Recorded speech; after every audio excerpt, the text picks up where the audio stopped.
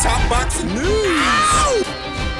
Okay, we'll start with this. Sky Sports' social media account tweeted this with a caption that reads, Savannah Marshall confirms she has activated her rematch clause to fight Claressa Shields and hopes the venue could be St. James Park. I do vaguely recall some mention of a rematch clause in the buildup of their inexorable, long-awaited showdown, and it appears that Savannah has so activated it. That means a few things. One thing it means is that Claressa Shields may be contractually bound to fight her, and if it's the way that Savannah says it is, after having activated that rematch clause, Claressa Shields' request that the second fight take place in the United States as opposed to the United Kingdom, that's going to need some reconciliation. Claressa Shields, who is promoted by longtime promoter Dimitri Salita, a well-to-do promoter, don't get me wrong, but a promoter who doesn't have a network deal. He doesn't have a broadcast partner in America. So if you wanted to do the fight in the United States as opposed to the United Kingdom, who would foot the bill? Who would pay for it? The last time it was Sky Sports and Boxer that paid to make it happen. Who's going to do it this time? Because somebody has to. Especially if Claressa Shields wants to get paid the same way she got paid the last time. That needs reconciliation. That needs to be sorted out because neither she or Dimitri Salita, her promoter, have a broadcast deal in America. And hypothetically speaking, even if you could find a network that would pick up the fight and foot the bill to do it, would the fight in America get the same reception that it just got in the United Kingdom? In the United Kingdom, it brought in great viewership and great attendance. Would it do that here in America? It's a legitimate question. I don't fault Claressa Shields having won the first fight for wanting the second one to be in her own neck of the woods. I just question, how do you make that happen under these circumstances? Because the first time out, it was Sky Sports and Boxer that paid for the fight. They're a UK-based network. They footed the bill and they catered to a UK-based audience. But if you don't want to have to go over there for the rematch, who's going to pay for the fight? The other angle of this is that if Claressa Shields is now contractually bound, contractually obligated to face Savannah Marshall for a second time in either the United Kingdom or the United States, wherever they end up doing the second fight, if she's obligated to face Savannah, that means she's not available to face Natasha Jonas, who expressed an interest in facing Claressa Shields, and the feeling is mutual. Claressa's interested in facing Natasha, but if Claressa's contractually bound, contractually obligated to face Savannah Marshall for a second time, that means she's not facing Natasha. Not next, anyway. This past weekend, unbeaten up-and-comer of Canada, amateur standout turned professional pugilist Mary Spencer, she suffered her first professional loss at the hands of former champion of Belgium, Femke Hermans. Mary Spencer was knocking on the door of a world title shot, a world title opportunity, applying pressure on what champions are there in the junior middleweight division. Natasha Jonas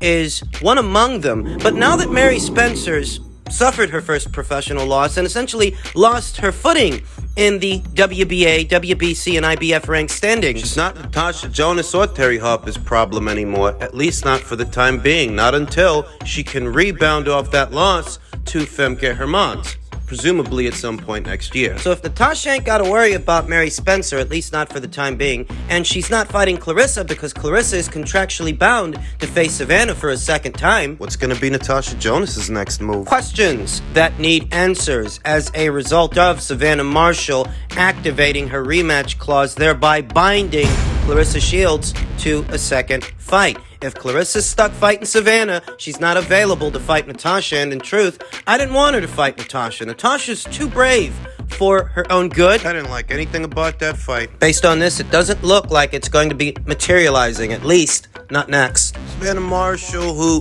very recently exercised her rematch clause, she spent some time away, took a holiday, had some time to think about things, and she's ready to run it back. What can she do differently in a second fight that she didn't do in the first? Well, I think ahead of a rematch, the adjustment that she can make is in the first fight, given her height, her reach, and her punching power, she didn't fully capitalize on these strengths, these physical attributes. She more or less smothered her work, playing Claressa Shields so close to the chest and fighting in the phone booth as opposed to giving herself a bit of room to gain maximum leverage to thereby add maximum torque, maximum power to her punches, that close to Clarissa, the punch is only going to have but so much on it. When you're that close to her, the punch is only going to have but so much power on it. But if you give yourself a bit of room, you got a bit more leverage, punch is harder. Easier said than done, I know, but isn't everything. Clarissa Shields is one of the best boxers in the world, and managing the distance against her, I don't imagine it's going to be easy. but it's the one adjustment that almost immediately comes to mind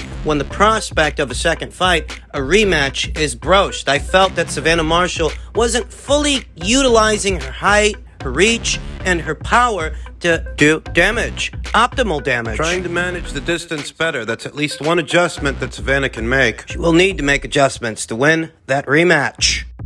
In men's lightweight news, former two-division champion Shakur Stevenson is facing some adversity finding an opponent. He's still in search of a foe for WBC eliminator Shuichiro Yoshino is the next in line, and that's what I told you guys days ago, maybe a week ago, that in all likelihood, that's who Shakur is going to end up fighting, not George Kambosos. The third person turned me down, and I haven't fought one fight at 135 pounds, Stevenson stated through social media. No Kambosos fight either. Let's see who's next. The eventual final eliminator will determine the WBC's mandatory challenger to undisputed lightweight champion Devin Haney, who is in talks for a springtime clash with former three-division titleist Vasyl Lomachenko. Mexico's Cruz was the highest-ranked contender at the time of the WBC order for a title eliminator. Lomachenko holds the number one spot, with Cruz and Stevenson next in line.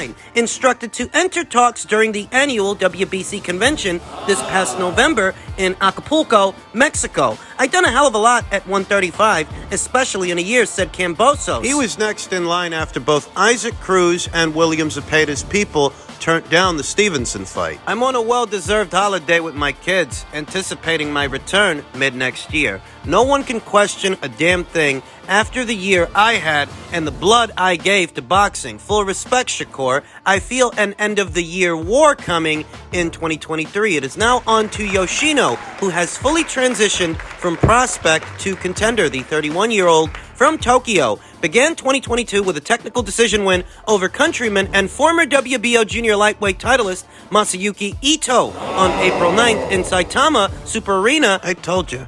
After both Isaac Cruz and William Zepeda's people turned down the fight, while the next guy in line was George Kambosos, I didn't think George would take the fight because he's coming off of 2 back-to-back losses. Yeah, it might be a decent fight and a decent idea for Shakur, but it's not a decent fight and a decent idea for George. Both Shakur Stevenson and Devin Haney are pure boxers. Some subtle differences between them. You know, Shakur being a southpaw, whereas Devin, he's an orthodox fighter. Among other things, there are subtle differences and nuances, but better still, it's not a fight that anyone would favor George to win. Not after having lost 2 times to Devin Haney, who has a very similar base style. I told you, George wasn't going to take that fight. I'm not the least bit surprised that before it even became about George, Isaac Cruz and William Zepeda's teams turned down the fight. Isaac Cruz, and any fighter on the PBC side of things, at least right now, is not interested in seeing themselves crowned a world champion. Politics of boxing, it's the politics of boxing. Rationalize it however you like. Those guys are not interested in fighting for titles. Mostly because in order to do so, they'd have to cross the street. Right now, all the titles are on the top-ranked side of things. Based on where the landscape is now, in order to even get in position to fight for one, before you actually get to fight for one, you might have to cross over there to do it. Thus, a lot of those PBC guys, they're not going to fight for these alphabet titles. Their focus, their main objective, seems to be landing a Gervonta Davis fight. Nobody over there seems all that interested in seeing themselves crowned a full-fledged champion, which is pretty bizarre because that's a relevant year mark, a relevant milestone in the career of a professional boxer, a professional pugilist. You want to be able to look back and say that you were a champion, at least at some point in your career, and, you know, the way things are going. Nobody on the PBC side of things is going to cross over the top rank to either fight for a title or get in position to fight for a title. Not Isaac Cruz, not Rolly Romero, not even that Frank Martin kid that was in action this past weekend, racked up a nice win over then unbeaten Michel Rivera. He's a good fighter, but I don't expect that he's going to cross over the top rank to fight anybody either. His main objective seems to be cornering fights with his PBC stablemates,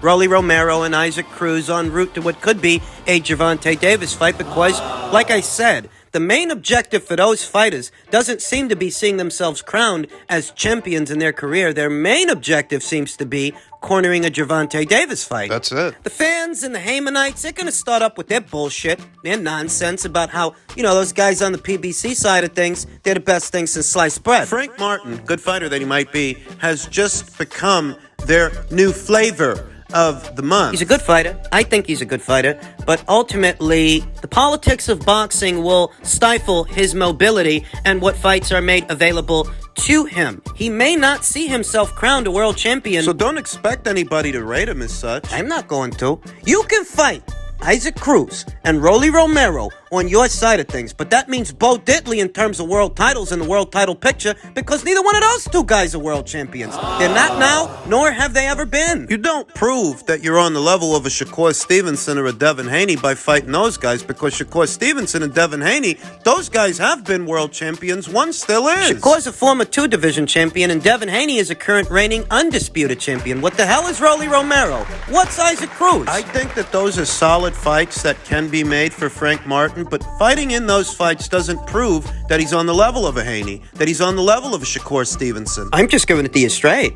It's the only way I know how to give it to you. They might have 1 or 2 fights over there to keep Frank Martin busy in the in-between time while he develops as a fighter. Though ultimately, the cream of the crop ain't over there on PBC Island. The cream of the crop is at Top Rank, where I don't expect that either William Zepeda or Floyd Schofield. Golden Boy Promotions is 2 prize stallions. They're 2 unbeaten lightweights in the lightweight division. After Isaac Cruz rejected the Stevenson fight, they landed on William Zepeda, and Williams people didn't want to go through with the fight. They didn't want to send him over to Top Rank and ESPN. In so many words, Oscar wants to let the fight marinate. Oscar wants to let the fight build. Where have I heard that before? George was the next guy in line, but I told you, George is coming off of 2 back-to-back losses. Not going to take the Stevenson fight. Ahead of what was the Haney rematch, there was talk of George potentially retiring if he faltered against Devin for the second time. And he did falter, but he's not retiring. He's taking some time off, and he's going to rebound. I don't blame him. It's been a rough year. In many ways, Shakur Stevenson is turning out to be this division's boogity man. It is becoming increasingly difficult to get someone to get in the ring with him. Hopefully Yoshino. Hopefully that guy's willing to step up to the plate and take Shakur on. That takes care of men's lightweight news. Men's super lightweight news per tweet from veteran boxing scribe Dake Jonovan. Not sure what to make of this. WBA convention revealed Alberto Puello versus Gary Antoine Russell is done for Puello's 140-pound title. Mandatory challenger Ismael Barroso would be due the winner. At least 3 sources who have intimate knowledge of the fight all deny it's happening. Next, or at all. In other words, the fight is not confirmed, though there are rumors abound. Gary Antoine Russell, the younger brother of former WBC featherweight champion Gary Russell and newly crowned WBA champion Alberto Puello, very recently picked up the vacant WBA super lightweight title that used to belong to Josh Taylor. His mandatory challenger is Ismael Barroso. And if you're Ismael, you want to be careful what you agree to. I mean, look at what happened to Montes Stanionis up there at welterweight. He agreed to stand down and step aside so that Ugas could unify titles with Spence on the premise that he'd get the winner. And as a result of that, he got screwed. He never got to fight the winner of the fight, and now he's under orders to face Virgil Ortiz, who in all likelihood is going to beat him. So if you're Ismael Barroso and you're on the cusp of fighting for an alphabet title, do you really want to stand down? Do you really want to step aside? So that Gary Antoine Russell can get the title shot that you're supposed to get. I can totally see the powers that be trying to negotiate a fight like this behind the scenes, because let's be honest, the promotion really isn't behind Ismael Barroso, and it's not behind the reigning champion Alberto Puello for that matter. It's really behind Gary Antoine Russell, who comes from a good amateur background, hails from a fighting family, the Fighting Russells. I don't think Gary has much of a profile right here and right now, but he still has more of a profile than Ismael Barroso. Or Alberto Puello, for that matter, sporting a professional record of 16 wins, no losses, no draws, with 16 knockouts. It's not bad. Having shared the ring with familiar faces and familiar fighters like Giovanni Santiago, Victor Postol, more recently Rancis Bartolome. Way back there in July, I think there was enough time left in this year. They should have been able to get him out one more time before this year was out. but they didn't. His last fight was in July. They could have scheduled him something for the fall or winter months, but I'd wager that budget issues are likely the reason that PBC didn't have all that many shows in the last quarter of this year. A fight between Gary and Alberto would be a battle of the unbeatens, a battle of the unbeaten southpaws. Gary would be the challenger and Alberto would be the champion. Alberto wasn't as active as Gary was this past calendar year. He only fought once. 2 times last year, only once this year. Alberto Puello from the Dominican Republic. There's a feeling in some circles, small ones, that there is a Dominican renaissance of Dominican fighters